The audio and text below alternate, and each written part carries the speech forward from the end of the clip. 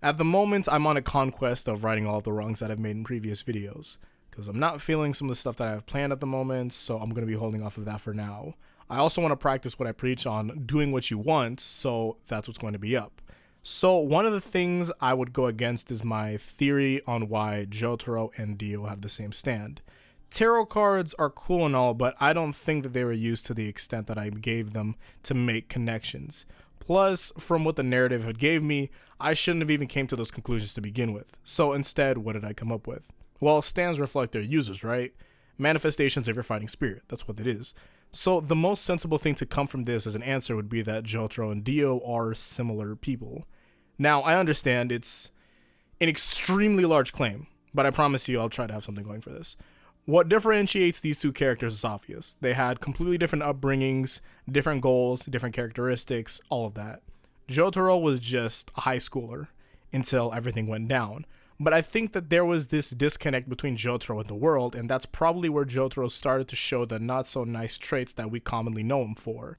We don't know what was the thing to set him off and make him change so drastically, but I think that's where our answer lays as to why he's like how he is and how his stand is, since it manifested after that character change. So now we have the Jotaro that we know, and he's given a stand.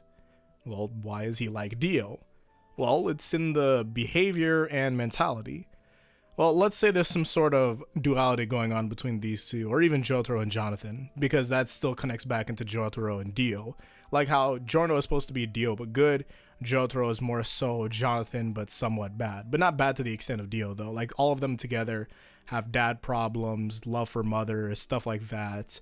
And with Jotaro and Dio, they actually have a front that happens a lot of the time, and sometimes they're not as strong as they want to be. That's some stuff out there too.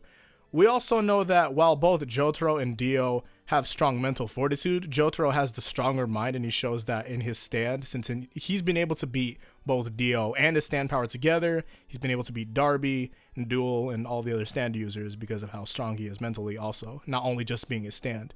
See, I'm able to understand as to why both of their stands are that strong because they're similar in mental strength. But the power of the stand is what's odd to me.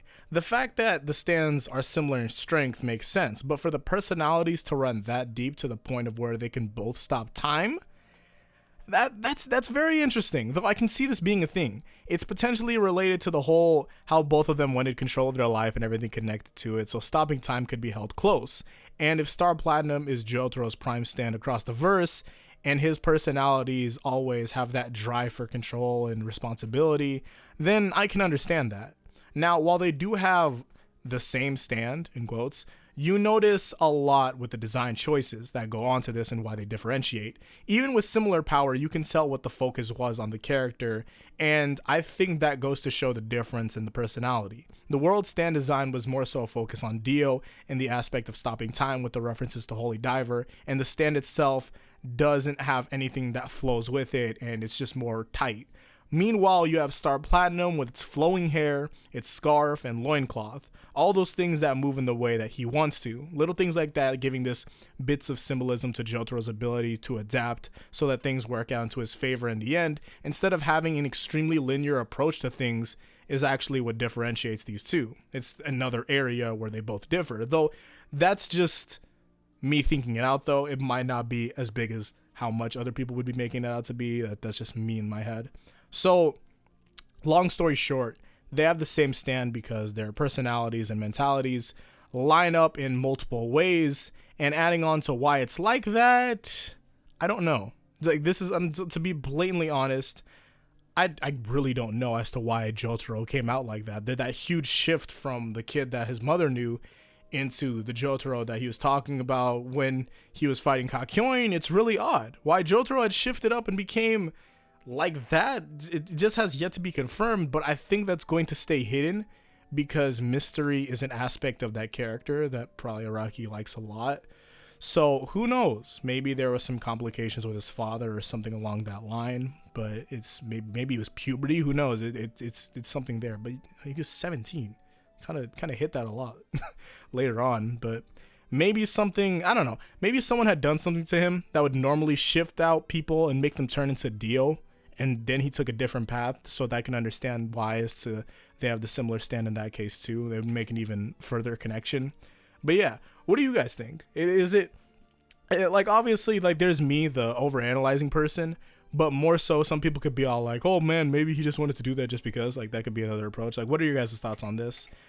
There's many, I've seen many takes on this. So the one thing is that I don't think that JoJo has definitely had its moments where it's just so like, okay, that shouldn't work that way, because just so like I don't like using the term asshole for it, but certain things will have that later on, like way later on. But I don't think that this specifically is anything around that. But yeah, comment your thoughts. Leave a like in the, just if you like the video or something like that. It's been a bit.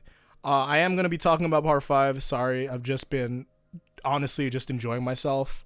I watched the Spider-Verse movie. I might do a movie review on my second channel. Same with the Broly movie. I watched the Broly movie, that slapped, but I have a lot to talk about that too. So yeah. Okay.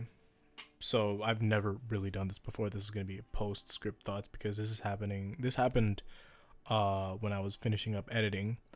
I actually thought about it for a bit, and when I was actually coming to the conclusions and stuff like that, I was thinking about it, and I was thinking about the relationship Jotaro has between him and his, like, it's between him and his mom, right?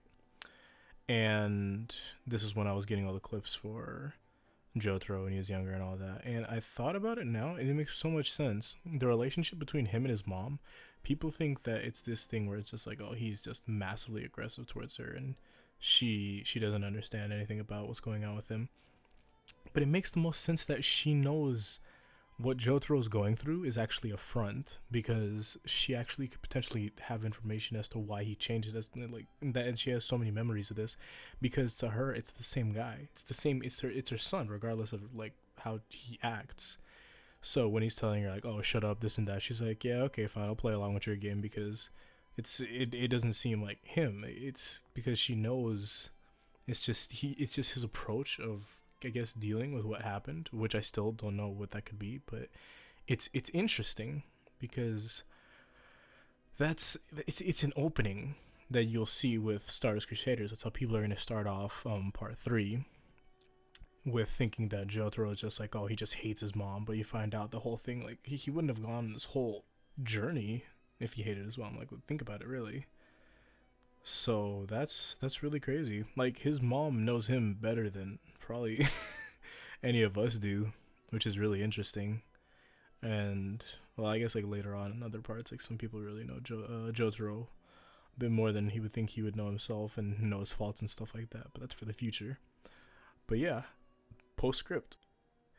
But yeah, sorry for throwing that back on. So again, until then, peace out and Godspeed.